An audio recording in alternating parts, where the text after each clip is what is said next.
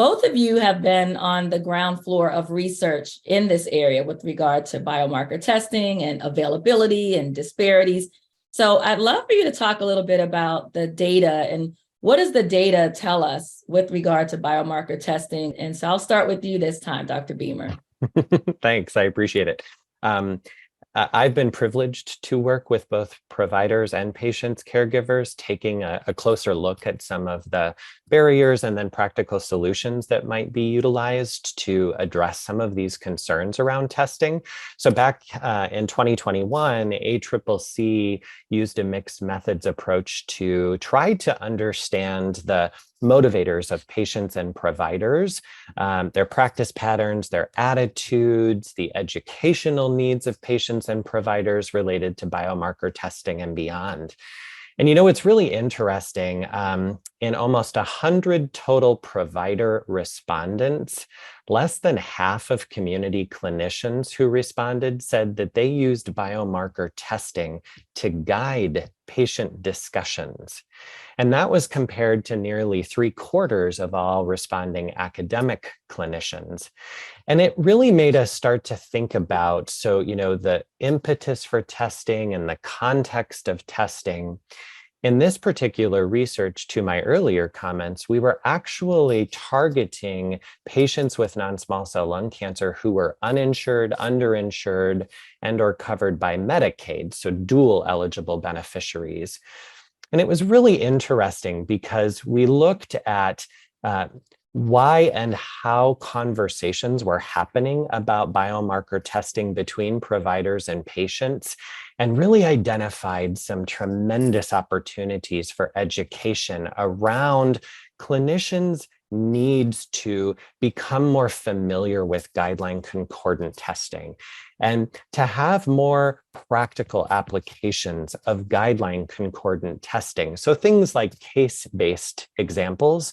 So then ultimately they could have optimal conversations with patients and help coordinate multidisciplinary care.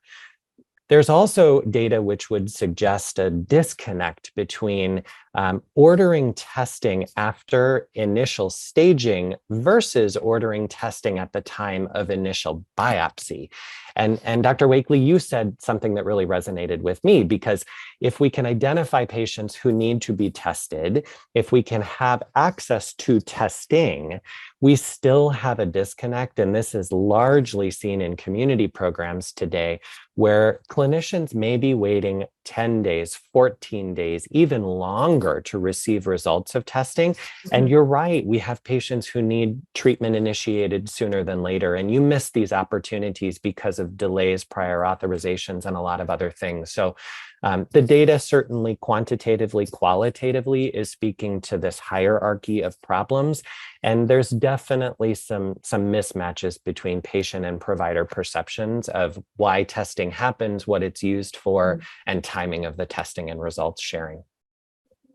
That is fascinating. And we're definitely going to get deeper into that, this whole patient-provider interaction. So I really appreciate you introducing that. And thank you for all the research that your organization has done in this area.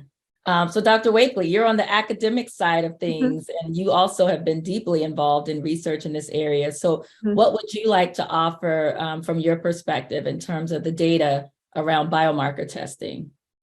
Well, thanks. And I mean, Dr. Boehmer gave a very comprehensive answer there. I think that, you know, the difference between academic and community sometimes are broad and sometimes aren't that big at all.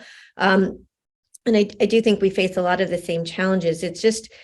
It's making sure that when a physician is meeting with a patient, and you know, let's say it's with the time of with the oncologist, that the oncologist is really mindful that any patient with non-small cell lung cancer could have a tumor with a driver mutation.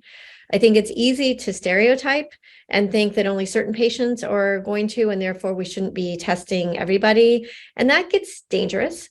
I think it also is a matter of where you're in practice. And if you're in a practice where the prevalence of the driver mutations in the tumors is low, you might just say, oh, well, I'm never going to see it, and you stop testing. And that's also very dangerous, because we have seen in multiple trials, as we get back to the research question, that if we can identify a driver mutation, and you know, we know that more than half of patients who've developed lung cancer who have never smoked or have a light smoking history are going to have an actionable driver mutation. And even in people who do have a smoking history of any ethnic background, there's still 10, 20%, or maybe more as we identify more of these driver mutations, where that's what's really the force in the tumor. And if you find it and you can start someone on the appropriate targeted therapy, usually across multiple trials, the toxicity is less than you would get with chemotherapy or immune therapy. Usually the probability of response is over half. Someone's going to have a benefit that's going to help them feel better for a period of time in controlling their cancer.